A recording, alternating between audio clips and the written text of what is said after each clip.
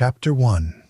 The Boy Born at the Wrong Time. Japan was still burning. Not metaphorically, literally. Villages were being razed, roads were unsafe, alliances formed and collapsed overnight. War wasn't an event, it was the weather. Being a samurai in this world wasn't a privilege, it wasn't a title, it was a survival strategy. Miyamoto Musashi was born into this world around 1584, Harima Province, Western Japan. His father, Shinmen Munisai, was a respected warrior, a man of discipline, a man of rank, a man known for his skill with both sword and jite. You would expect that son to follow that father, into the dojo, into the structure, into the tradition. That's not what happened. His mother died young. His father disappeared from his life, abandoned him, or died, accounts differ. He was raised by an uncle. He was outside, not in a dojo, not under a master, in the dirt, in the chaos, alone. And loneliness does something to a child.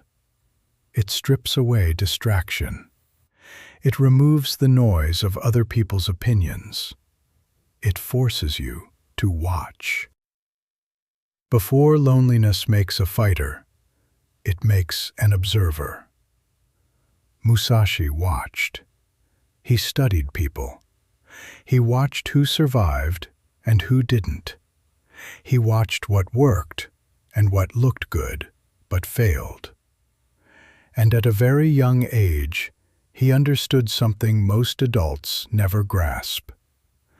It's not the strongest who survives. It's the most prepared. Chapter 2. A first kill at 13. A challenge came. A traveling samurai named Arima Kihei arrived in the village. He was posting challenges, the custom of the time, a way to build reputation by defeating local warriors. Experienced, trained, armed, a grown man in the prime of his fighting life. Musashi was 13 years old. He accepted the duel.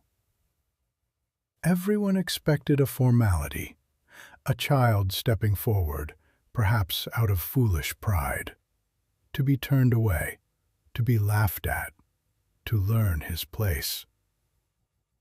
But Musashi didn't pick up a sword. He picked up a stick. Stop and think about what that means. Kihei had a blade. Musashi had a piece of wood. This was not a technical choice. It was a message. I don't play by your rules. The duel was short. Musashi threw him to the ground. And he didn't stop. He beat him until he stopped moving. A 13-year-old boy. No hesitation, no panic, just intent.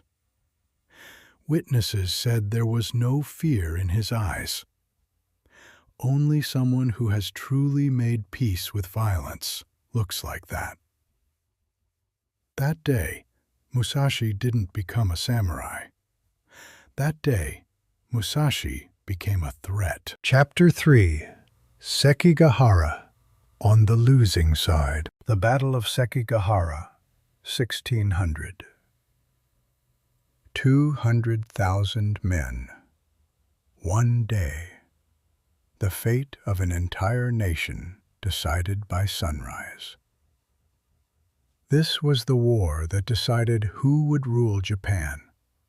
Tokugawa Ieyasu on one side, the Toyotomi forces on the other. Musashi was on the losing side. He was 16 years old. He fought. He survived.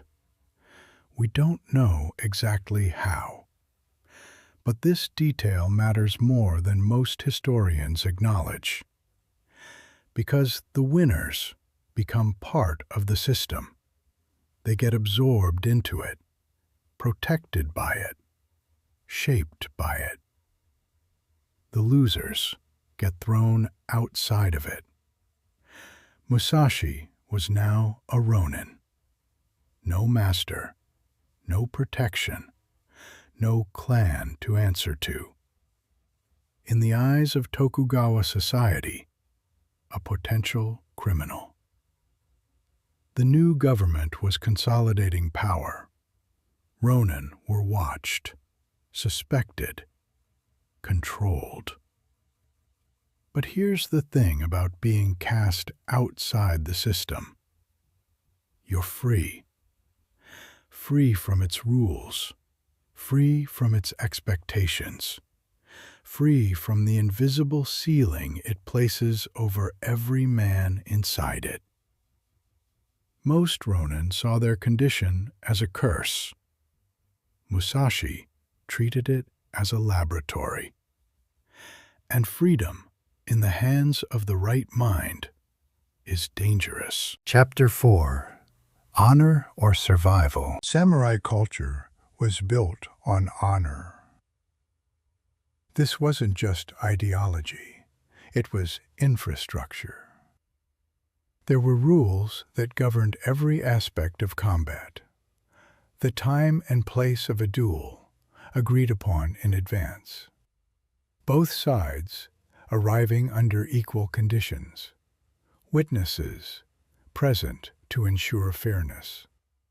Respect maintained even in death.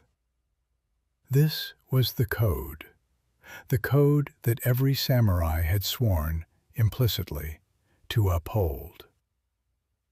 Musashi started breaking it, systematically, deliberately, without apology. He arrived late, sometimes hours late. Sometimes he didn't arrive at all. Sometimes he changed the location without notice. His opponents would stand there, waiting, in full armor, under the sun. And as the minutes turned to hours, something happened inside them. First, confusion, then humiliation, then rage. And rage is the enemy of precision.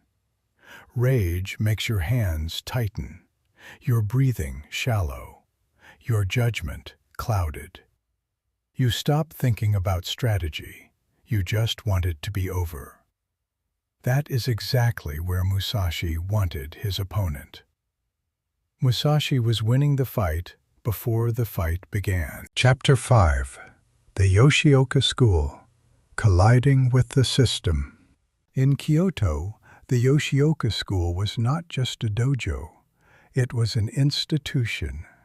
They had trained the Ashikaga shoguns, generations of legacy, deep prestige, a name that commanded respect. Musashi arrived and issued a challenge. Not out of anger, not out of ambition, out of curiosity. He wanted to know if the most prestigious school in Japan was as good as its reputation. He defeated the eldest son, Seijuro, badly.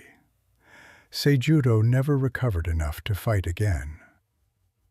Then came the younger brother, Denshichiro, fighting not just for himself, but for his wounded brother, for the family name.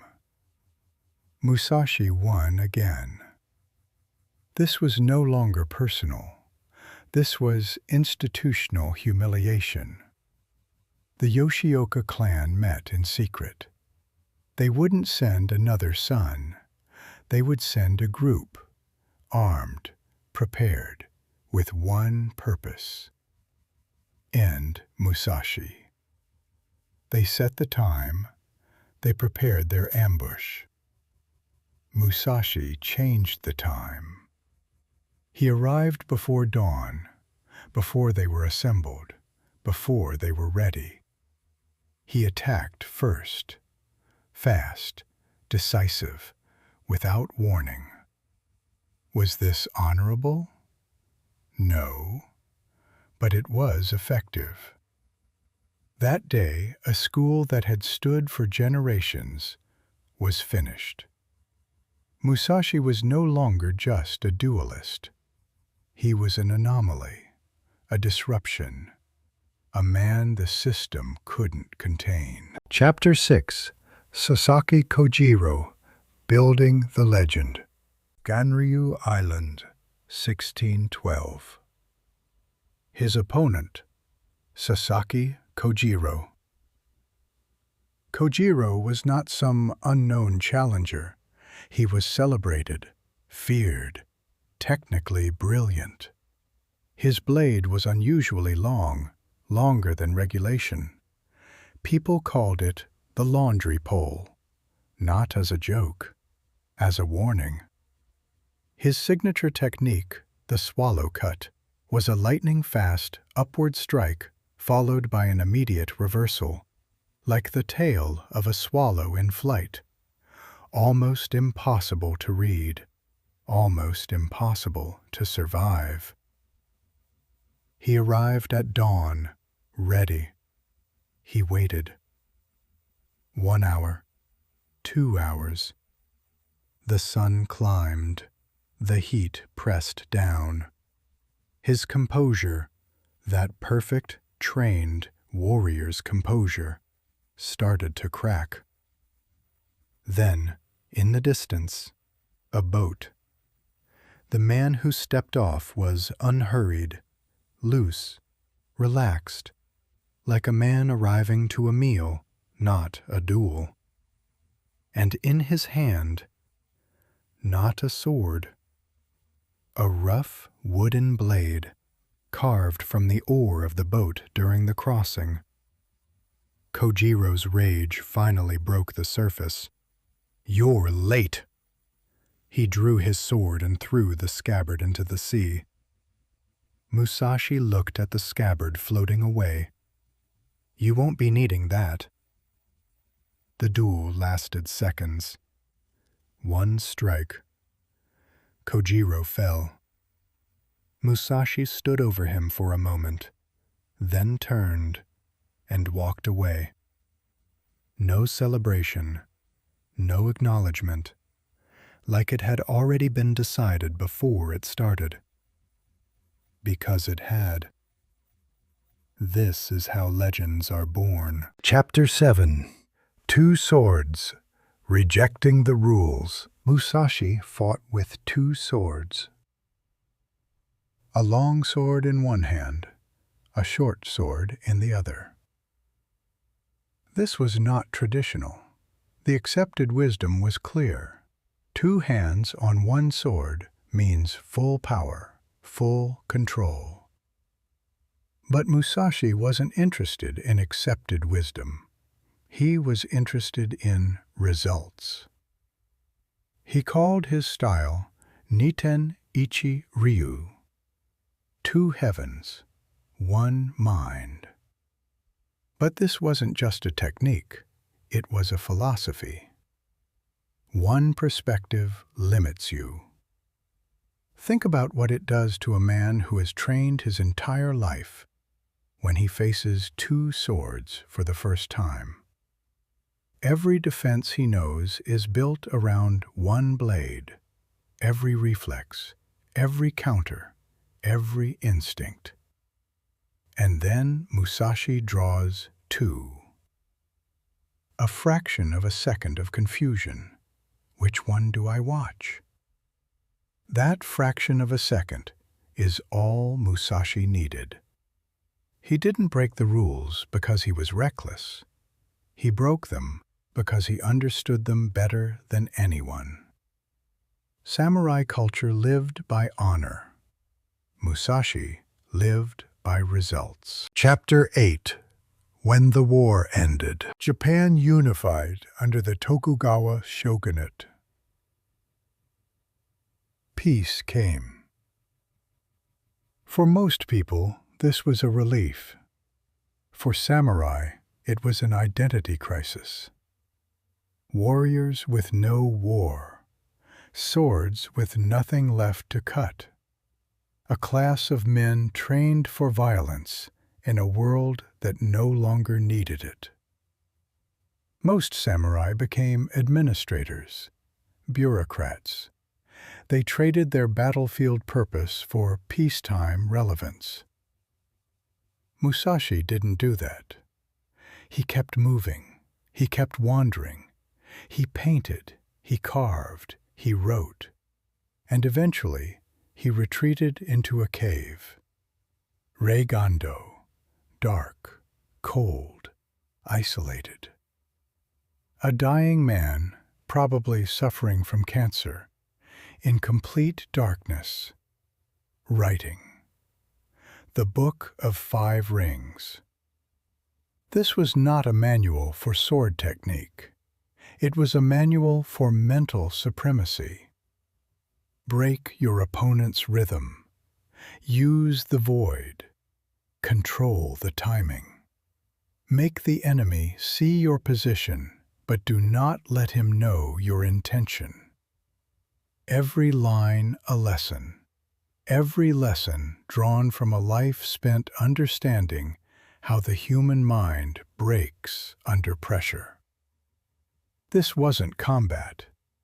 This was strategy, distilled into ink. Chapter 9. The Bizarre Truth. Step back for a moment. Look at everything we've covered. The boy who used a stick instead of a sword. The Ronin who turned loss into freedom. The fighter who won duels before they started. The man who dismantled Japan's most prestigious school. The warrior who retired to a cave and wrote philosophy. None of this is the story of a samurai. This is the story of someone who refused to be one. Perhaps Musashi's greatest secret was this. He didn't think like a samurai. Samurai fought for honor. Musashi fought for results. Samurai valued aesthetics. Musashi valued effectiveness. Samurai were bound by tradition. Musashi was free. And freedom is unpredictable. His opponents always knew what a samurai would do. They had trained against samurai. They had studied samurai. They understood samurai. They had no idea what Musashi would do. And that uncertainty was his deadliest weapon of all. Chapter 10.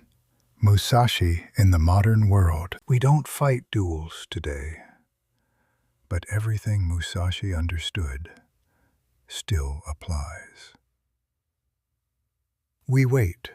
We time our arrivals. We control the rhythm of conversations.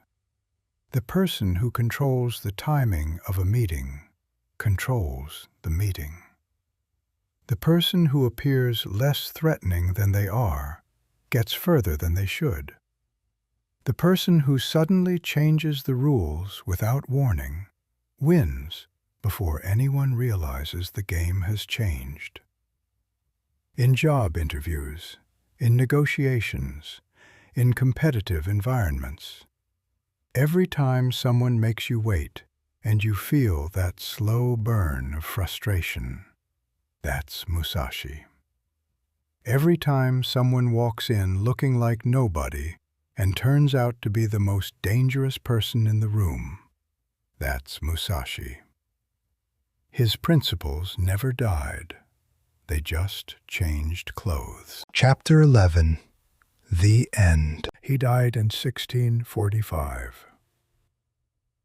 In that cave, in the dark. By every conventional measure, alone. No family, no clan, no title, no master. Just a man, and the ideas he had spent a lifetime earning. But here's the thing about ideas. They don't die with the man. Understand the rules, master the rules, and then, when the moment demands it, break them. That idea survived him by 400 years. It's still alive right now. In every boardroom where someone flips the table, in every negotiation where someone changes the game, in every fight where the underdog wins. Miyamoto Musashi, 1584 to 1645. 61 duels, not a single defeat. The outsider who broke the samurai code and left us the blueprint.